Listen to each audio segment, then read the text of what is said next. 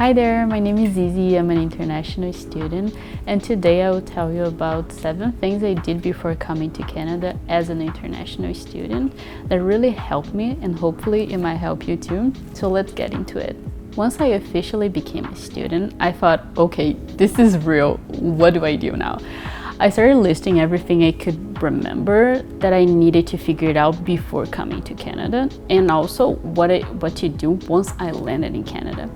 As I was terrified of forgetting something important, I started searching through Conestoga's website and went after anything related to international students to see if I could find something.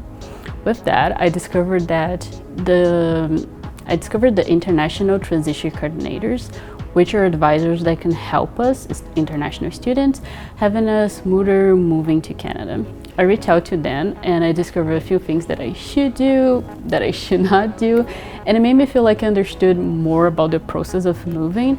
And it was great to have a better direction to my plans. With that, I also discovered more about what resources were available to me as a student, and it really helped me relax a bit. Moving to another country can be exciting, but can also feel pretty overwhelming. But knowing what kind of support will be available for me gave me and my family this feeling of tranquility, After I kept organizing my list, my next step was to track flight prices. I started by researching what flights and/or companies were ideal for me, because some options are simply out of question. So for example, I was exploring connecting flights since they usually have a lower cost, but for some I would have to stop in a country where a visa were required, even if it was only for landing there. So it was an option that was just not worth it. In the end, the best option for me was getting a direct flight to Toronto. Of course, depending on where you're coming from, a direct flight might not be an option, so just make sure to confirm where is okay for you to have a layover flight. After I decided only direct flights would work for me, I set to get notified whenever a direct flight had lowered the price, and that did save me some money. And since we're talking about money, that does remind me of something. So in Brazil, we have an expression, it goes a little bit like the cheap that turns expensive. So sometimes when something is way cheaper, there's a reason for it.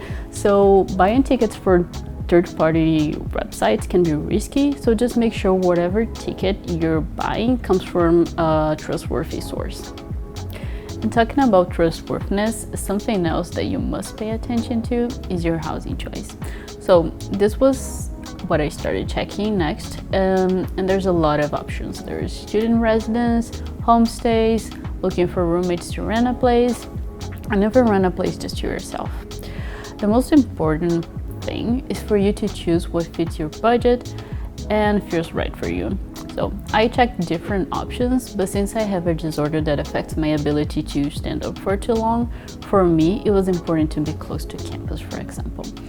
So keep your needs in mind when choosing a place. Now, if you're renting a place for yourself, please make sure you're in contact with a reliable realtor. And for other options, you can also check Conestoga's website for some trustworthy recommendations. Once you choose what kind of residency you want to apply to, I recommend checking for groceries, pharmacies, and restaurants near the places that caught your attention. So commuting to groceries can be challenging when it's too far away, especially during winter. So it's always good to have closer options. Now, this was also helpful for my first day in Canada. So I was not able to immediately move to my place of residence, so I had to stay at a hotel for my first night. So I got here in the morning, I was so tired, so hungry, and fortunately before coming, I checked some residents nearby, so I was able to quickly go to that place without having to think too much about it. So the tip about checking for these places also applies for your first days. Another thing that helped me feel more in control of the full process was keeping track of my fees. So I put it on my calendar with a few days ahead, all my next payments for college, residence, and whatever other payments that was on the way, so I knew what was coming next. So while preparing for my moving, there's a lot of times that I felt like there was way too many variables or a lot of things to sort it out. And once I looked at everything I was sure about, it really brought some peace of mind for me, you know. So I think that might be helpful for you too. While keeping track of your fees, it's also important to build a realistic budget for you as well.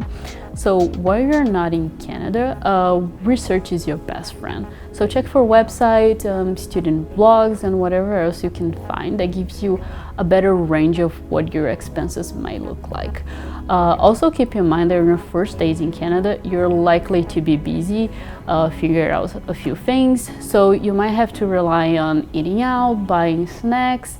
So prepare for extra budget on those first few days. To help calculating an accurate budget, I also recommend checking websites with .ca. So I have a really allergic skin, and I wanted to make sure some of the toiletries I'm used to were available in Canada and to see how accessible they were. So I did my research, and it was helpful to see that most of it was in fact available, but I also was able to choose alternative options with my doctor for the ones that weren't. You can do that with whatever items you regularly buy, and for the ones you might need once you get here, like pillows, cutlery, cleaning products, etc., and so on. Also keep in mind checking your luggage weight and size limit to see what is worth bringing. So my mom helped me pack my things a while before the flight. So we look at what I needed since day one and what we could afford once I got here. That really helped, but me personally, I still had to pay for exceeding weight. So if you think you might need some more space, check with your flight company of how much it would cost for extra weight or exceeding weight, so you don't have to deal with unfortunate surprises at the airport.